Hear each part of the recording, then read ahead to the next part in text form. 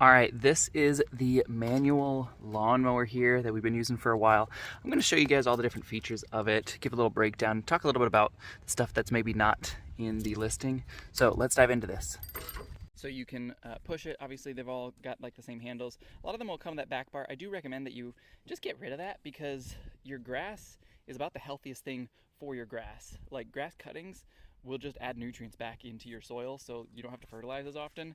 And with something like this, you're never going to be cutting so much grass that you have all these big clumps and matting and things like that. It's different than an electric lawnmower where you might have clumps and things like that. So yeah, really nice. Yeah, I mean, you can just leave the grass where it falls and it'll help to feed itself, okay? So you can see pushing through this, you can see there's a little bit of long grass here, okay? So you can see sort of the height of that and the height of this. These blades are going to come through. They're going to cut it off at the exact level that I want. Now you can adjust this higher or lower based on what you want.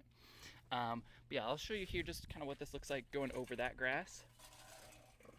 All right, did you see that grass kind of fly up? Now sometimes, especially when there's just like a couple little long stringy bits, you might go over it a few times, okay? So that's one of the downsides. It is, obviously it's a manual lawnmower, so there's more manual labor that's going into this. But you can see how those blades have just shredded that. Now everything is a nice uniform height, all right? So yeah, it's really nice. It works really good for, I believe this is St. Augustine grass, because it's got that nice sort of like uniform, it's a nice thick grass, and you can see just the shreds that are coming off this, right? So that's the kind of cut that you're going to get. It's gonna be nice and even. You're not going to like damage grass, anything like that. I'll show you over here. We've got a couple weeds. Let's go over here. So see over here, the grass is still coming in. I mean, we just started spring, so the grass isn't quite growing in yet, but the weeds are starting to come up. So let me show you how this does with the weeds there. Keep an eye on that little tall guy, and boom, gone. Okay, so well, that's a piece of grass over there, but yeah, you can see it chopped it right there at the top. Now, if I really want to get it down, I'll probably do a couple passes.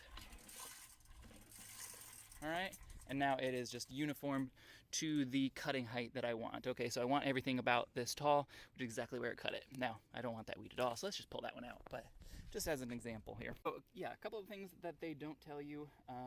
You are going to need to fine tune your cut here when you first get it. It's not going to be like perfectly aligned straight from the warehouse. So there's actually a couple of screws inside here. You see that little spring right down there? Okay, so there's a spring there and a spring over here on this side. You are going to need to fine tune those so that your cut is exactly where you want. Basically, you're going to get a piece of paper and run it through, and if it cuts that piece of paper, that's when you know that you're calibrated. If it doesn't cut that piece of paper, then you gotta adjust either slightly bigger or slightly smaller until you are able to cut a piece of paper. These should stay nice and sharp. Again, because it's not like electric or anything, you don't have whirling blades that like hit rocks and go flying and get damaged. So you shouldn't really need to ever sharpen these because you're not ever going to be hitting something big enough and hard enough that it's going to damage the blades. So those should stay nice for you. If you really want to, I mean, sure, you could take this apart and you can sharpen those up. It's an option, but you shouldn't really have to. The handle is slightly adjustable, but not a lot adjustable. I'm a pretty tall guy, and I do have to kind of reach down far for this one. I'll show you here my reach. All right, so this is about at waist height for me. It's right at my belt loop. So it's a little bit low, and there's not a good way for me to raise that up. Storability, it could store decently well. I mean, you can kind of lift that up, but I mean, this particular model, there's a couple different models. This particular model doesn't like bend in half or anything like that. So you do need a little bit of space in your garage, but it is less space than if you were using like a gas lawnmower, for example, or an electric lawnmower. So all in all, I'm happy with this. I think it was a good purchase. It is a little bit more effort to cut my lawn, but it's kind of cathartic. It's kind of relaxing. So come out here, put some headphones on.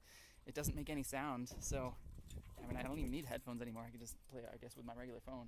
I'm a creature of habit though. But yeah, really nice lawnmower. If you're looking for something manual, looking to stop using gas, stop using electric, check this one out.